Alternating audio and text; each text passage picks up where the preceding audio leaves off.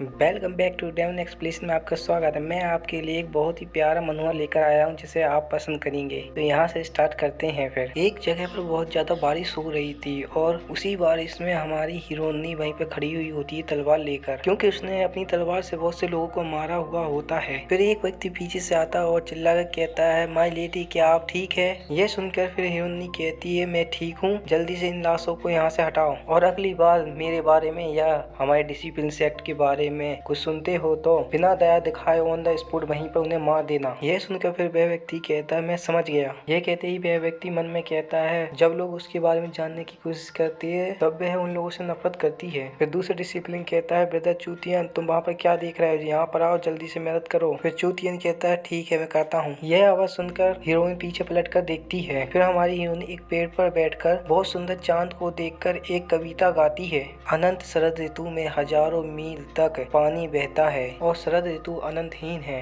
चूतियान बिरदत चूतियान संप्रदाय के शिष्य का नाम उस कविता की इस पंक्ति पर प्रतिध्वनित करता है। ऐसा लगता है जैसे यह सब हम दोनों के लिए ही बनाया गया है और वहाँ पर ईश्वरीय इच्छा की अनुभूति होती है। और क्यूबीजी को यकीन नहीं था कि जो कविता उसने गाई है लेकिन भाई चूतियान का चेहरा अचानक से आसमान में आ गया और किसी कारण से भाई चूतियान का मुस्कुराता चेहरा उसके दिमाग में आ गया और वह मुस्कुराता चेहरा अमरपथ को देखने के लिए दुर्लभ चीज थी। और वह मन में कहती है, संसार में क्या हो रहा है। और कोई भी चीज धीमे धीमे गॉड क्रिएटर की तरफ आकर्षण होने लगती है और उनके प्रति मन में भावनाएं विकसित करने लग जाती है। और फिर कोई भी चीज मन में कहती है, क्या ऐसा हो सकता है मेरी भावनाएं और विचार किसी द्वारा लिखे गए हुए और जिस चीज से मैं अभी गुजरा हूँ वह सब लिखा है किसी ने, और यहाँ तक कि यहाँ के पेड़ फूल किसी के द्वारा लिखा हुआ हो और यह सब एक किताब की दुनिया हो। लेकिन उन्होंने ये क्यों लिखा कि मुझे भाई चूतियान से प्यार हो जाएगा और यह कभी भी मेरी सच्ची भावनाएं नहीं हो सकती है।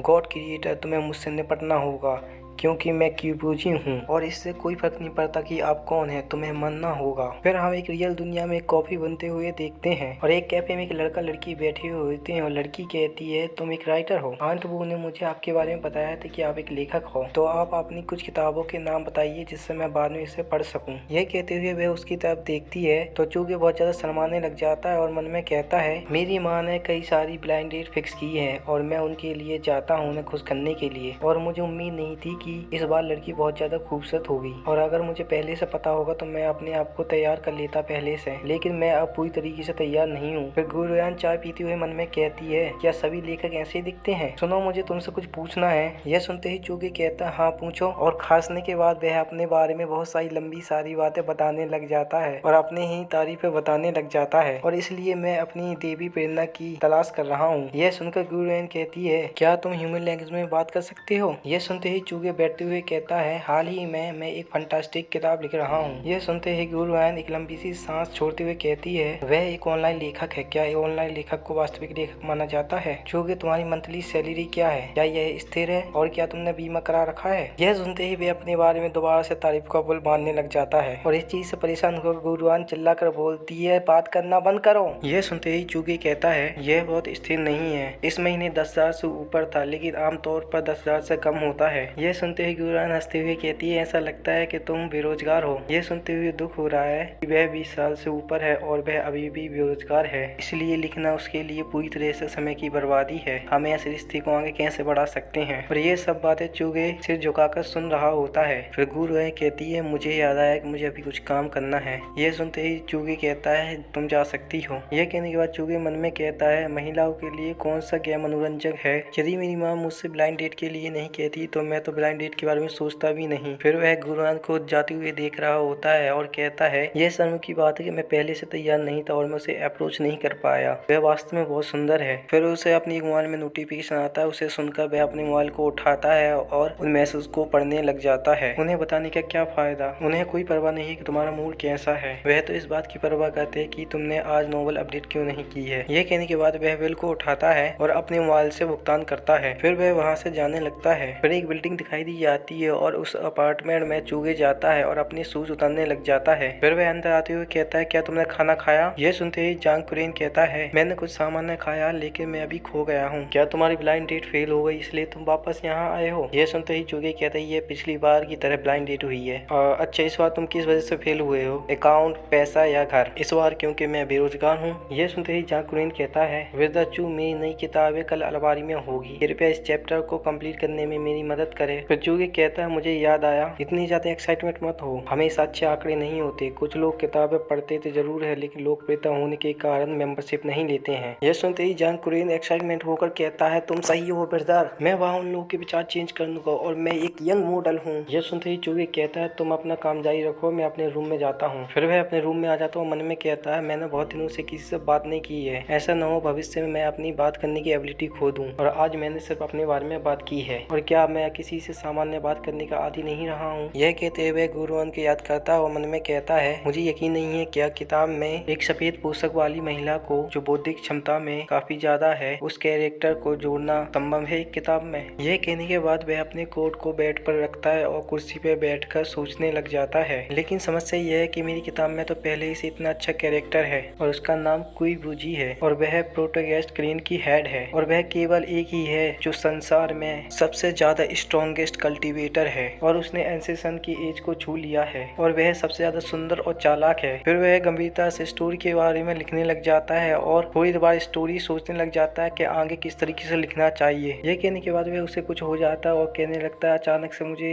थोड़ी सी ठंड क्यों लगने लगी। और फिर वह बहुत ज्यादा कांपने लग जाता है और कहता है, आगे से तो खिड़की बंद है, फिर ये पीछे से ठंडी सी हवा क्यों लग रही है। यह कहते ही उसके पीछे से एक तलवार आती है और उसकी गर्दन पर तलवार रख जाती है। फिर वह पीछे मुड़कर देखता है तो वह कुई बूजी होती है जो उसकी गर्दन पर तलवार रखे हुई होती है और वह किताब से बाहर आई हुई होती है और साथ ही बहुत ज्यादा सुंदर भी लग रही होती है। फिर कुई बूजी कहती है, यदि तुमने लिखने की हिम्मत की कि मैं डिसिप्लिन के प्यार में हूँ तो मैं तुम्हें तुरंत ही मार दूंगा, भले आकाश फट जाए। मेरे प्यारे दोस्तों, आज का एपिसोड यहीं पे खत्म होता है। नेक्स्ट एपिसोड देखने के लिए चैनल को सब्सक्राइब करें, लाइक करें, कमेंट करें और शेयर करें और कमेंट में जरूर बताएं कि ये एपिसोड आपको कैसा लगा है। फिर मिलते हैं दोस्तों नेक्स्ट एपिसोड में।